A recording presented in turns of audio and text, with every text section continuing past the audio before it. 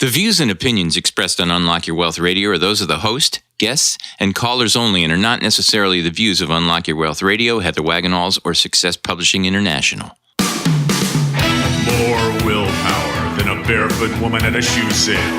Able to stretch a single paycheck for an entire month. Makes money concepts easier than third grade math. Introducing your purveyor of prosperity, Heather Wagenhals. Work all day, stress all night. Take your mind off your money and focus on your life. Money don't matter or the stuff it bought. It's the way you think, not what you've got, yeah. Unlock Your Wealth Radio starts now. Get your money mind right. Get your money mind right here with Unlock Your Wealth Radio. This is the maestro of moolah, Michael Terry. Hey, folks. And I am your purveyor of prosperity, Heather Wagenhals, and we are going to help you get your money mind right on today's show with the following great features. First off, we have an interesting moolah word of the day. That's your hint. An interesting moolah word of the day. We have a key this week, and we also have an amazing guest, and I'm so proud of this guest because if I do say so myself, I was one of his first mentors. Yeah. Thank you. I mean, well, outside of his father, and you'll hear about that in his story, but we have Michael George Lizanich II on today's show. It's pretty exciting. So I'm super excited about that. We got a great show. But first, this segment of Unlock Your Wealth Radio is sponsored in part by Audible.com. Get a free audiobook download at audibletrial.com/unlock your wealth and click on the link to download over 150,000 titles to choose from for your iPhone, Android, Kindle, or MP3 player. So, Miguel, what is our key? I don't even know. There you go. Knowledge is power. Not knowing is powerful. Yes. Very good. And that plays into actually what questions that we could ask in our interview. Okay. Because he is our interview guest, Michael George Lizanich II, he is a very young in age, but not an experienced entrepreneur, which is what's so exciting because older people have had less experience going into business than he has. Yeah. And so he'll share his really exciting story. Kid got started early. I know. It's so cool. And I was really excited too. Well, I'll tell you more about it when I go to introduce him. But anyway, but first, yes. So our Keys to Riches is now a live show, and you can get it on Tuesdays on Facebook at our show page, Unlock Your Wealth Radio, facebook.com/Unlock Your Wealth Radio.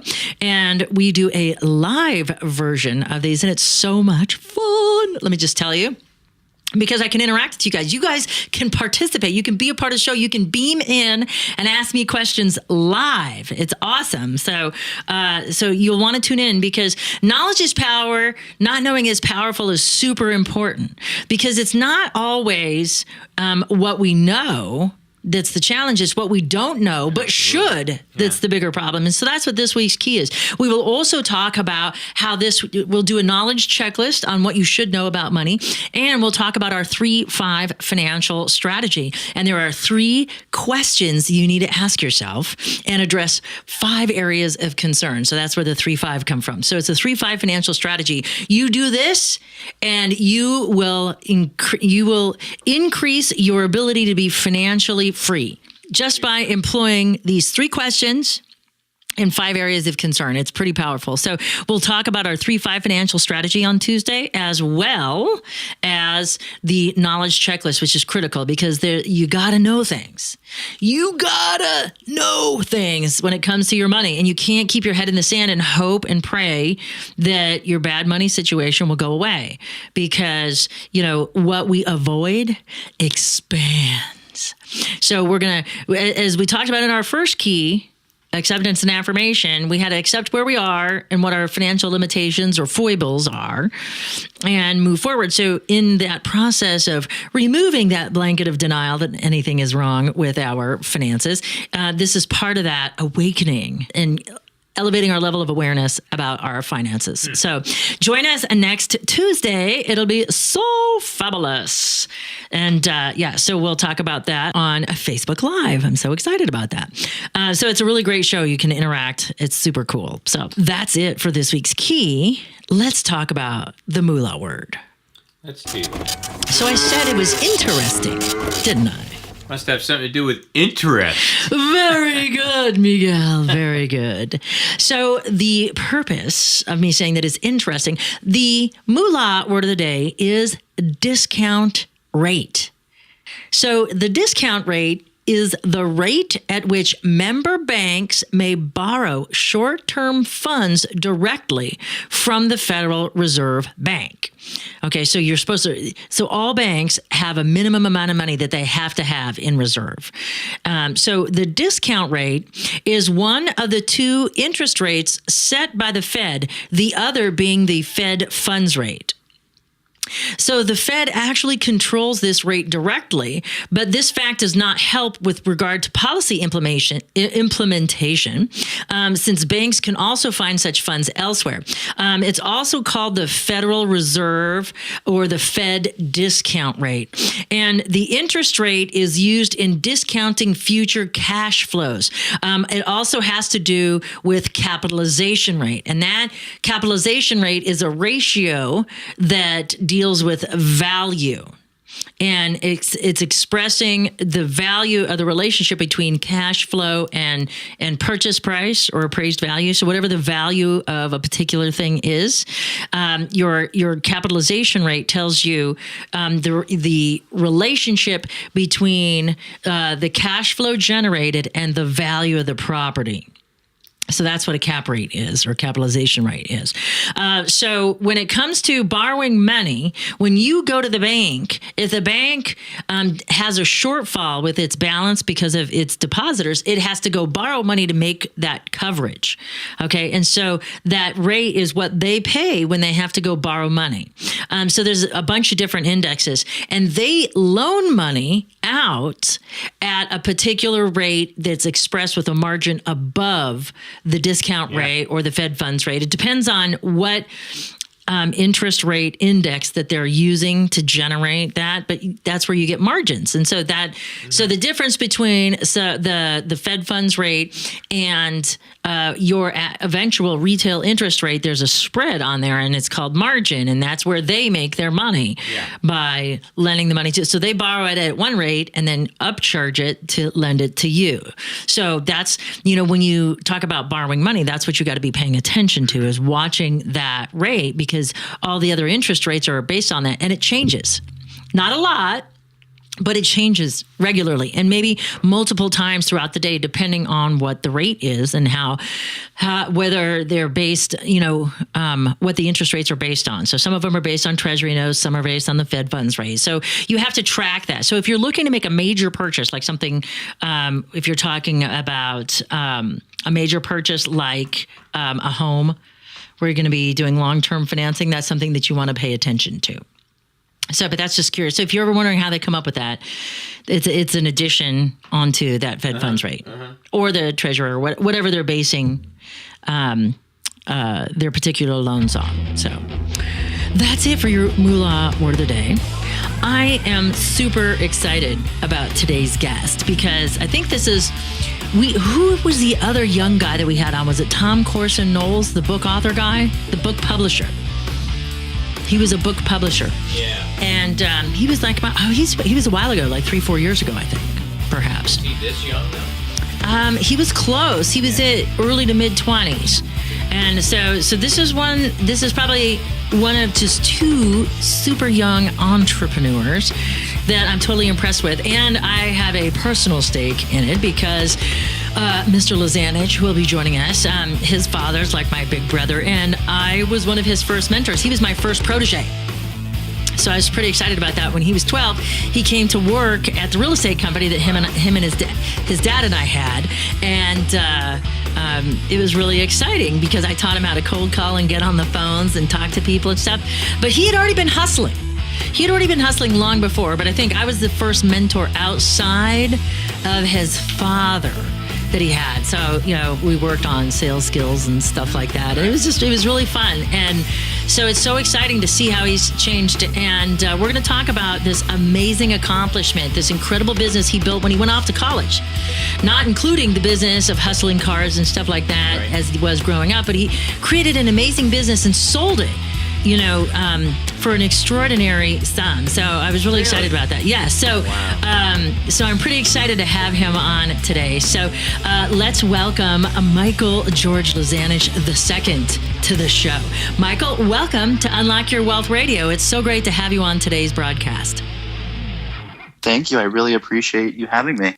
It's so crazy because I think back, because, sometimes I see you as this amazing man, and then sometimes I see you as this little 12-year-old that I was mentoring, and now you're like taller than me. It's crazy how time flies. I know it goes by so quickly. Well, the reason why I wanted to have you on the show is because you have led such an interesting life so far. And you're fortunate enough, your dad's been a past guest on the radio show, and he's a big real estate investor, developer, and you've had some really great examples. And it's always interesting to see how kids, like whether they follow in their parents' footsteps, like Michael's son is a really famous musician, as well as Michael being a big, award-winning composer and stuff. And so it's always interesting to see the kids that follow in the same footsteps and how they kind of do their little twist on it. And so you started out at a very young age as an entrepreneur. You were my first protege at 12, but I wasn't your first business experience. Kind of tell us a little bit about your first experiences in business. So my business ideas originated when I was, extremely young. Like you said, 12 years old was the first time I met you. But before then, that's when I started having the entrepreneurial and business mind.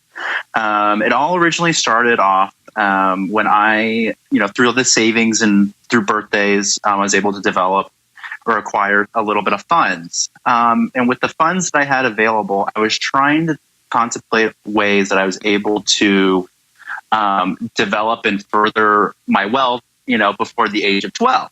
And I was trying to think of things, lemonade stands, everybody wants to do that, but there's no real margins on that.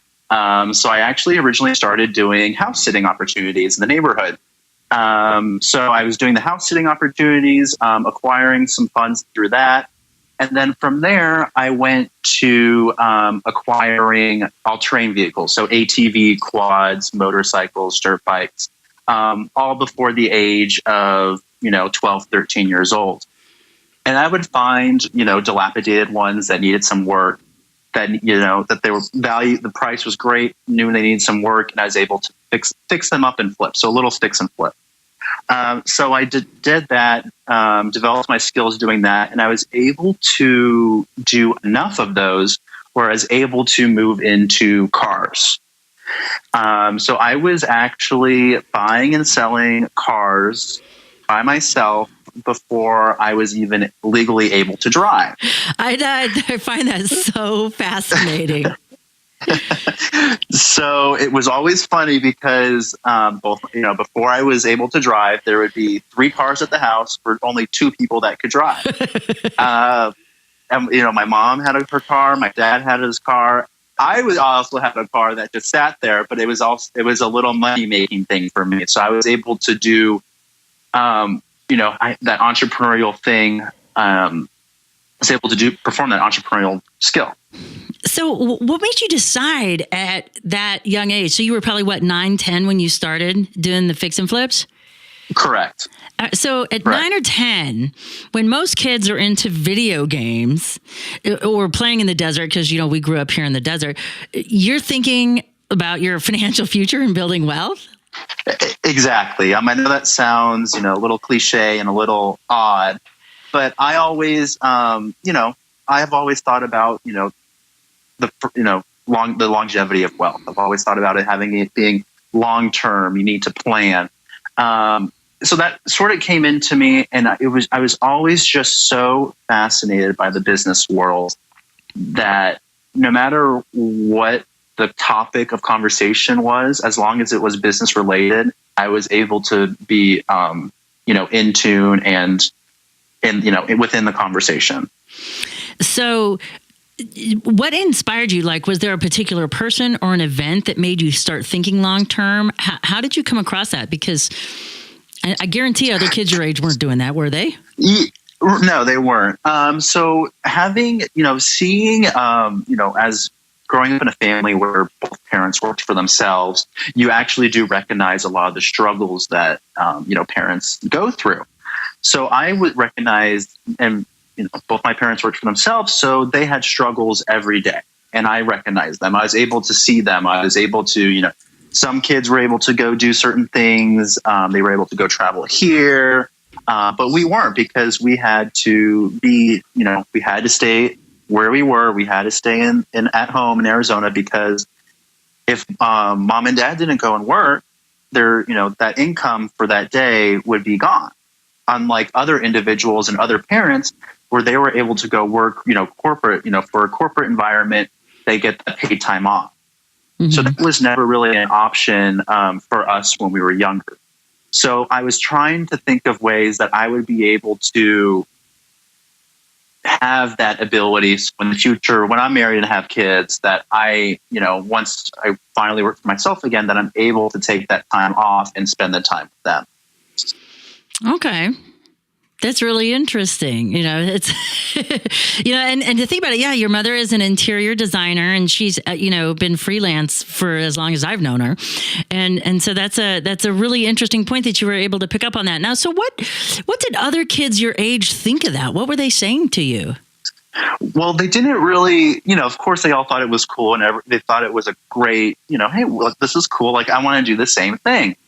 So I actually, I guess in one aspect or another, I became a consultant at a really young age, because I would have, kids come up to me, ask me, well, what can I do? What can we do for this? Like, my kid wants to do this. Well, let's sit down with Michael and figure out what his advice was. So another little endeavor that I did while I was in school was in addition to the ATVs and the automobiles, I actually sold candy at school, in middle school. It was, it was so, so profitable and so lucrative. I actually had a lock on my backpack, so people would not be able to, come and steal my merchandise. Oh, wow. Or your profits tucked away. That's for sure. Exactly. So, and that was I was the only person at school doing that. So I was like, hey, it's like a little monopoly. I'm the only one that's doing it. So that's great.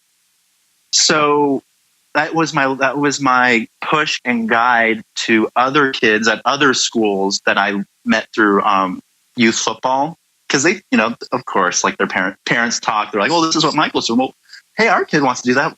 Let's have Michael sit down with, my son, and we can figure it out. So that's when the consulting came in. So I told some kids about their things, and they were able to, do what they could. But the interesting part is how people continue that longevity and how some people don't. Yes. You are listening to Michael Lizanich Jr. on Unlock Your Wealth Radio. This segment is sponsored in part by KeepMyID.org, the only service that actually prevents identity theft. All others are just monitoring services. Put your credit on lockdown for Unlock Your Wealth Radio listeners by visiting our website at unlockyourwealthradio.com/KeepMyID and click on the link to start protecting your financial future right now. So, Michael, let's fast forward a little bit. So you are buying and selling cars. You're super hustling. And then what we haven't talked about is that you're a superstar football player. And so you earned a scholarship to Tulane, correct? Yes, correct. Okay, yes, ma'am. So your entrepreneurial endeavors didn't stop when you left Scottsdale. They continued with you to Tulane. So talk a little bit about the challenge you identified first, and then the business that you created as a result.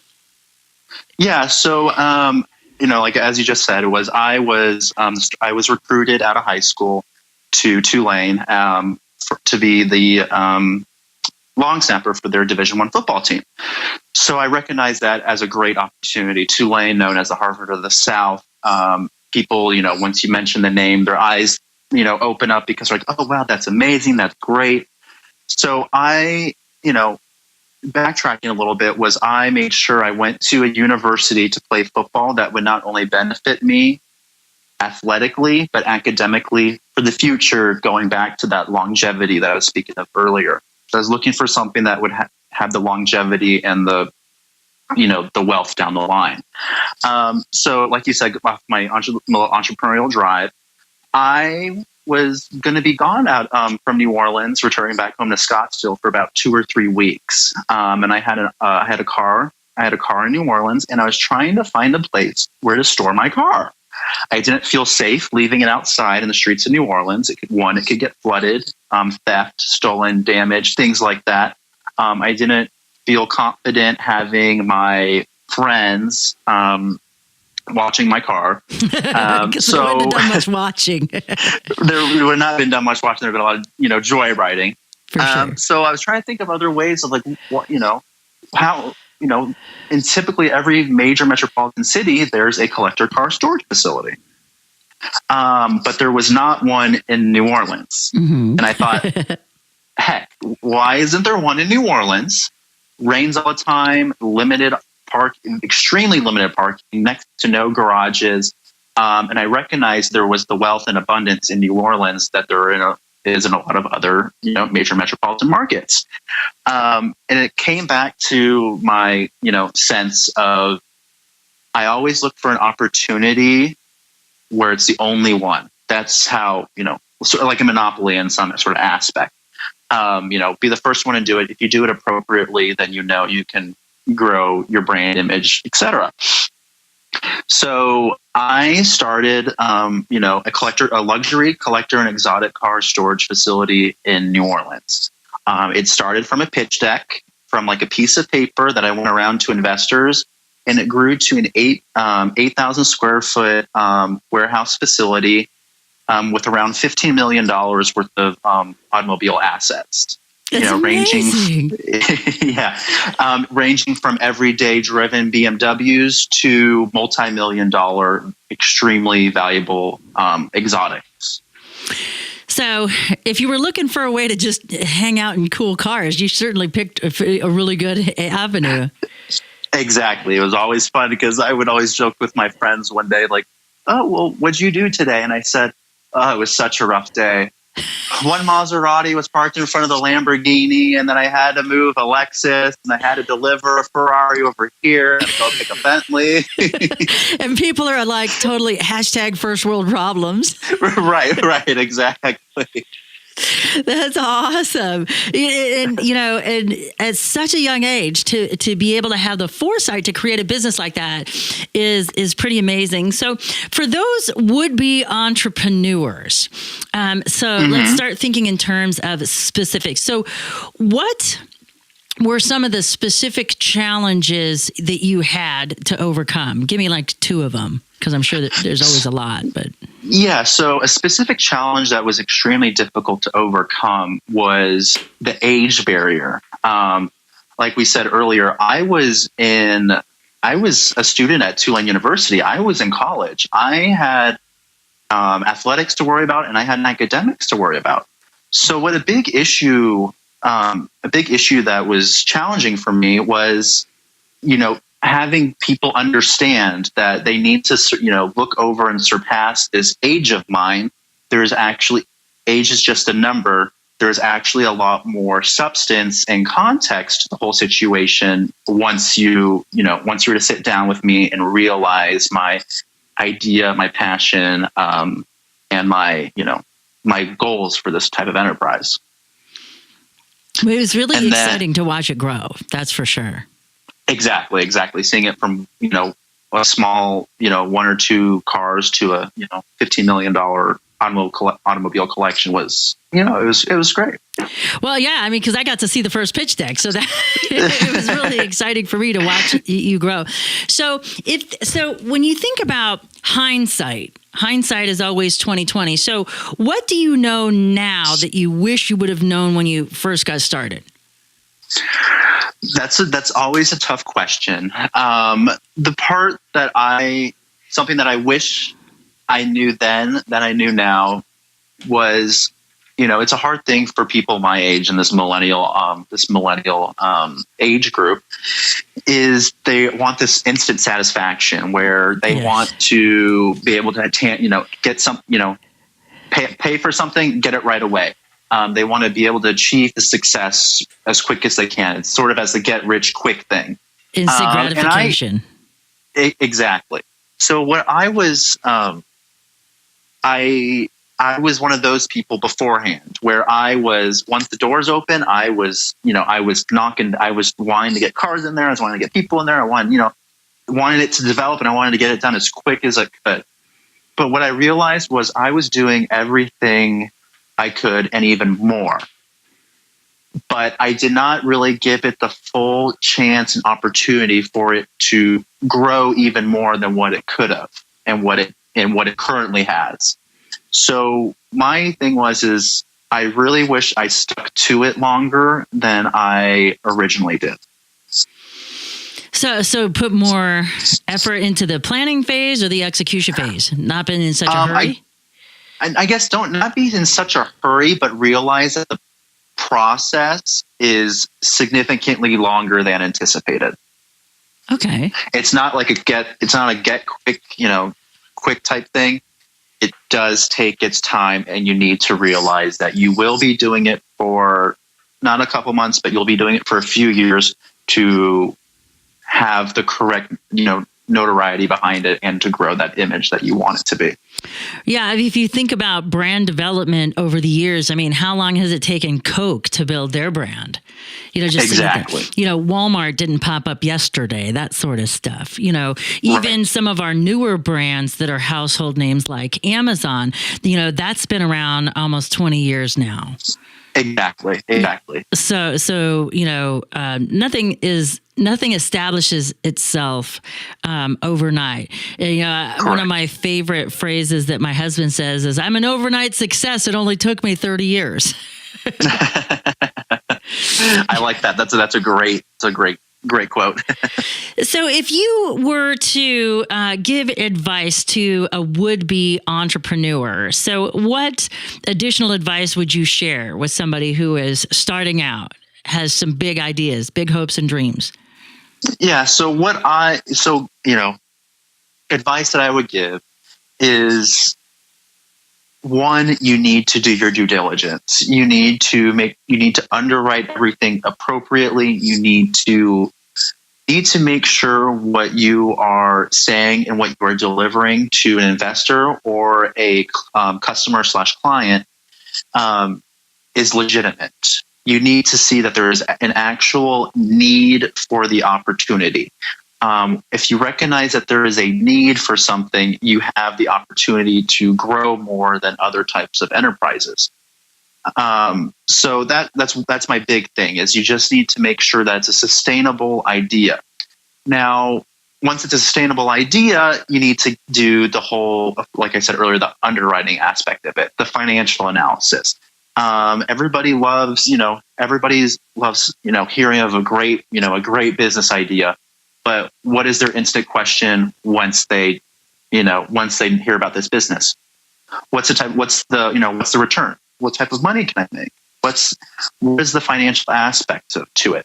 And that's something that I, would recommend to a lot of entrepreneurs, is be prepared for all of those types of questions and that, analysis that potential investors are asking. And then another thing that I'm recognizing is it doesn't have to be a big, huge idea like a tech company or anything like that. Because, those are all, in my opinion, those are all fabs that will slowly drain out, and it'll be the next thing that comes into play. So try not to, reach as high as you want, but you need to have, you need to be down to earth and realize, the actual opportunity there. You need to realize what is realistic. Outstanding. Well, thank you so much for being a part of the show today, and we'll look forward to seeing your next adventure coming up. For those of you who are interested in Michael's following, there's some really great articles that were written about him and the success of Motorsports Garage. You can find all of that on his show page. So all you have to do is visit unlockyourwealthradio.com and visit Michael's show page for the links to his past articles and so much more. For the maestro of Moolah, Michael Terry, I'm Heather Wagenhals. Now go out and unlock your wealth today. UnlockYourWealthRadio.com is produced by Heather Wagenhals and the Unlock Your Wealth Foundation. UnlockYourWealthRadio.com and its affiliates are copyrighted 2017 with all rights reserved. For more information on the Keys to Riches Financial Wellness series, please visit our website at www.unlockyourwealth.com.